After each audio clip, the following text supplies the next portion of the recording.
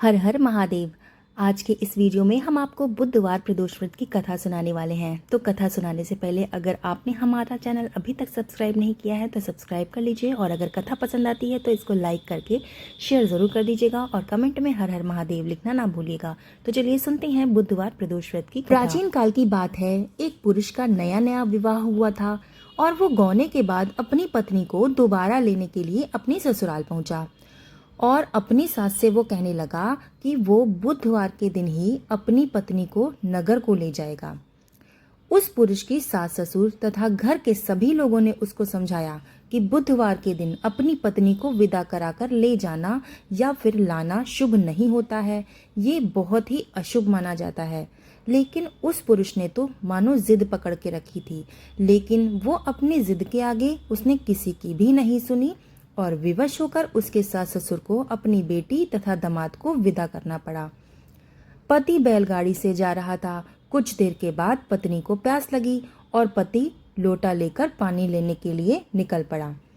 वो जब पानी लेकर वापस लौटा तो उसने देखा कि उसकी पत्नी किसी अन्य पुरुष के द्वारा लाया गया पानी पी रही है और हंस हंस कर उससे बातें भी कर रही है। ये देखकर उसको बहुत गुस्सा आया। वो उस आदमी के पास गया और उस आदमी से वो झगड़ा करने लगा। लेकिन आश्चर्य की बात ये थी कि वो जिस व्यक्ति से लड़ रहा था उसका चेहरा बिल्कुल उसी व्यक्ति से मिलता था, यानी कि बिल्कुल उसके पति की तरह उसका चेहरा मिलता था। काफी देर तक लड़ने झगड़ने के बाद वहां पर बहुत सारे लोगों की भीड़ इकट्ठा हो गई और सिपाही भी आ गए। सिपाही महिला से पूछने लगे कि बताओ, इनमें से तुम्हारा असली पति कौन है। महिला भी असमंजस में पड़ गई, क्योंकि दोनों की शक्लें तो एक जैसी ही थीं और दोनों एक जैसा ही व्यवहार कर रहे थे और दोनों ही उसके लिए पानी लेकर आए थे। इसलिए वो भी आश्चर्य में पड़ गई और वहां के सारे लोग जो थे वो भी आश्चर्य में पड़ गए।